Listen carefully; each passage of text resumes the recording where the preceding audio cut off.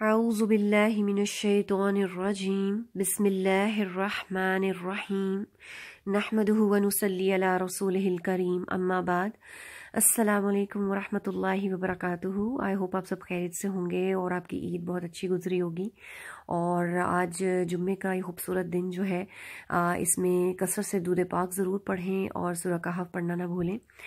कुछ रिमाइंडर्स मैं देना चाह रही हूँ। एक्चुअली 3 पॉइंट्स हैं जिनको मैं डिस्कस करूँगी। पहला पॉइंट तो है इखलास। हम कोई भी काम कर रहे हैं, चाहे वो हमारे दीन से रिलेटेड है या दुनिया का कोई काम है, उसमें अपनी इंटेंशंस को, अपनी नीयत को चेक करें कि आप किस लिए कर रहे हैं। खालिस अल्लाह की रज़ा के लिए। एक मैं हदीस पढ़ रही थी, सही अल तरगीब की हदीस है।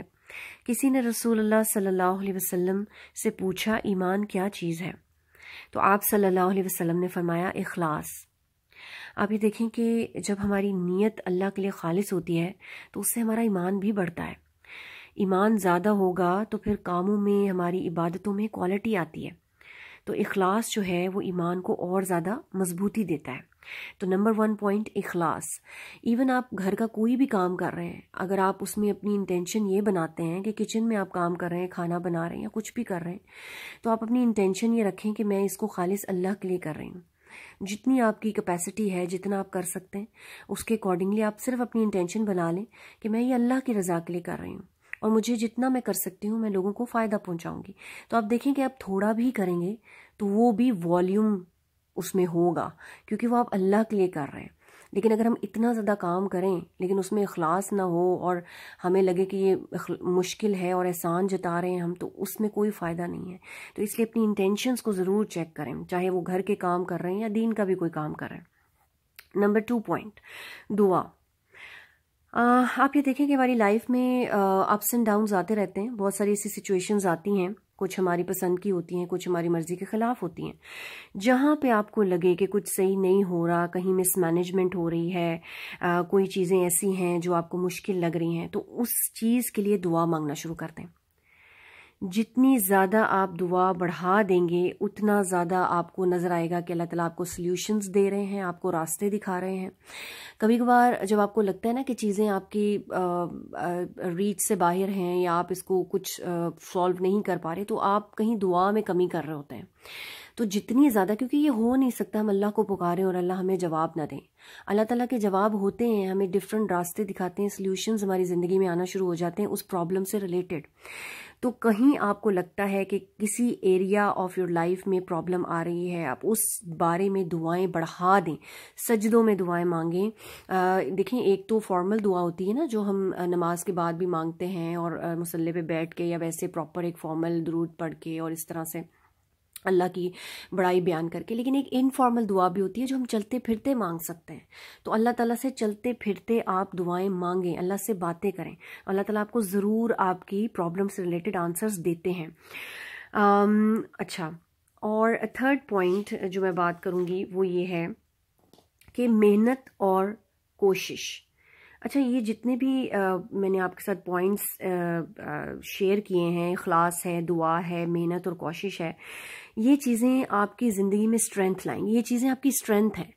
हर इंसान की जो भी लाइफ में सिचुएशंस हैं उसमें ये आपके लिए बहुत बड़ी स्ट्रेंथ है।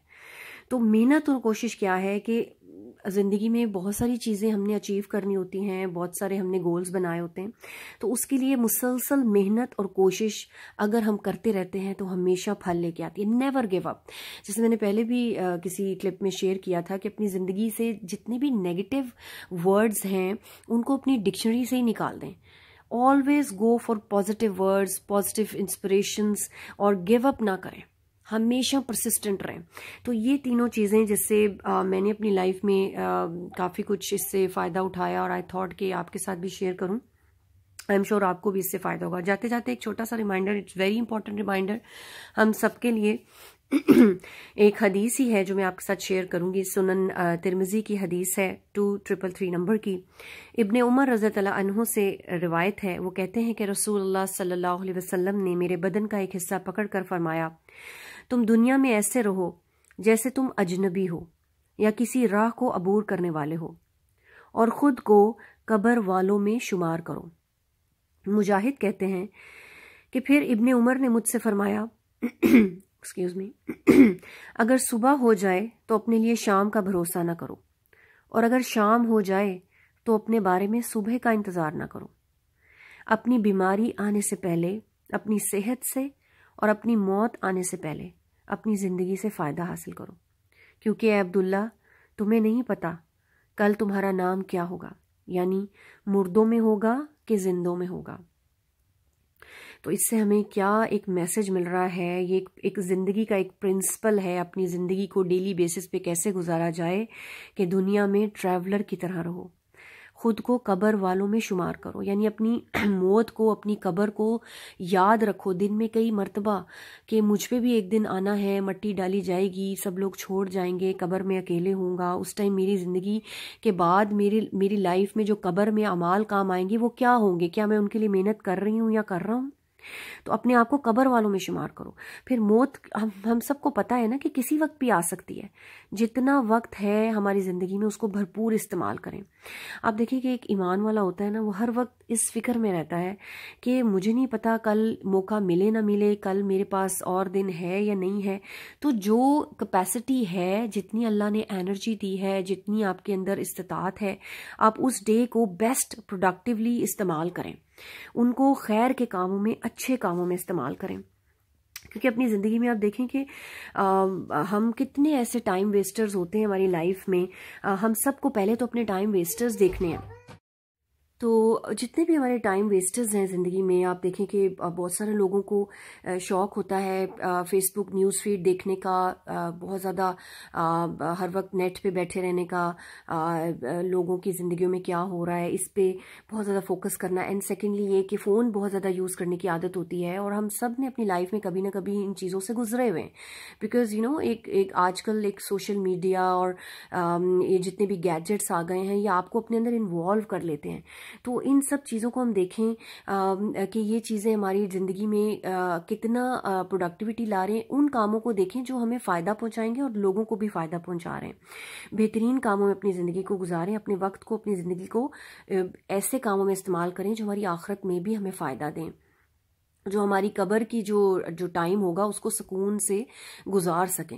تو کیونکہ ٹائم ایسے گزرتا ہے ہمیں پتہ نہیں چلتا، اس لیے اور اگر کہیں نہ کہیں کوئی مسئلہ ہوتا ہے، آپ کو لگتا ہے کہ اس عادت کو میں نہیں چھوڑ سکتا، جیسے اگر فون یوز کرنے کی عادت ہے، یا ہر بات پہ میسیجز نوٹیفیکیشن ساتھ ہی پڑھنے کی عادت ہے، یا فون پہ بہت زیادہ لمبی لمبی باتیں کرنے کی عادت ہے، تو اس کے لیے آپ دعائیں کریں اللہ تعالیٰ سے۔ یہ کیسے ہو سکتا ہے؟ آپ اللہ سے دعائیں کریں، اللہ کو تو یہ بہت پسند ہے کہ اللہ کے بندے اس سے دعائیں مانگیں۔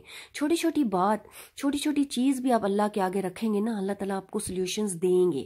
تو کوئی بڑی چھوٹی کوئی پرابلم، کوئی بری عادت ہے، اس کو اللہ کے سامنے رکھیں، اور پھر آپ دیکھیں کہ آپ کی لائف میں اللہ تعالیٰ کیسے آپ کو راستے اور سلیوشنز دکھائیں گے۔ تو یہ وقت بہت قیمتی ہے، اس کو ضائع نہیں کرنا۔